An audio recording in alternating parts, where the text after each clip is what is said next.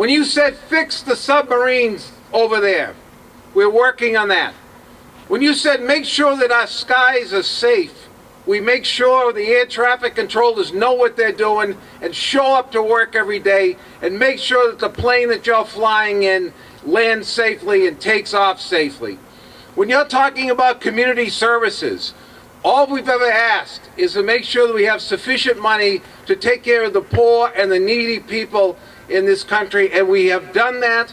And when we ask you to do the work of police and firefighters and other people who work in the federal government in cities and towns, we have always delivered on our end. It is time for Congress, and let me say this again, it is time for the Congress of the United States of America to stop playing games with the lives of working men and women in this country and to settle down, grow up, and fix the problems that we face in this country today. There are solutions out there, and you sitting in one room and you sitting in the other room absolutely does not work, and people have had enough.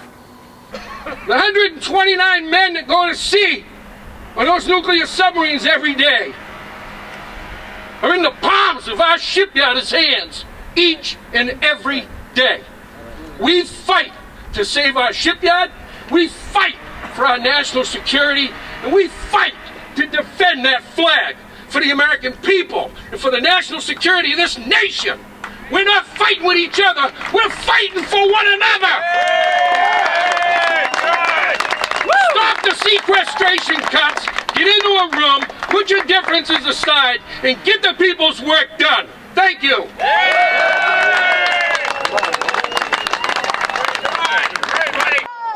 Sequestration's got to go! Hey, hey, ho, ho! Sequestration's got to go! Hey, hey, ho, ho! Sequestration's got to go! Yeah! We find it very discouraging that our Washington people have basically let us down. And we were just discussing if these fine folks have to take their 22 days off plus, then the House and the Senate should be, oh, by the way, what do they work, 142 days a week? And the president. A year, I mean? Yeah, let them get docked a little bit. You're losing 20% of your pay. I think that just says enough right there. You know, everything has gone up in price, everything's more expensive today, and we've already had 2 years worth of pay freezes. Looks like we're gonna have a third year of pay freezes. With the 2% tax increase, we've actually lost money that's coming home, and now a 20% pay cut would be devastating.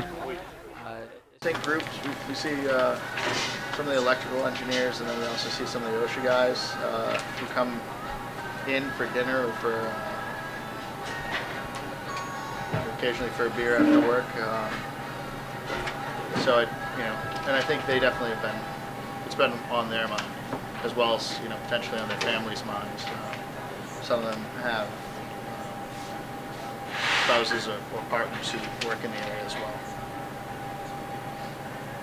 We open at 11 o'clock in the morning, and a lot of them start lining up around 11:15, 10:30-ish, and we're just straight out all shipyard workers from 11 o'clock to say 12:30-ish.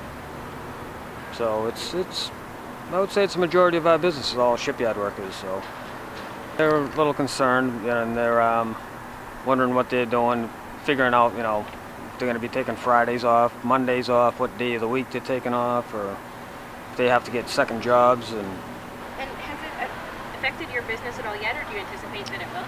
It hasn't really affected yet, but I'm sure it will once it all takes effect.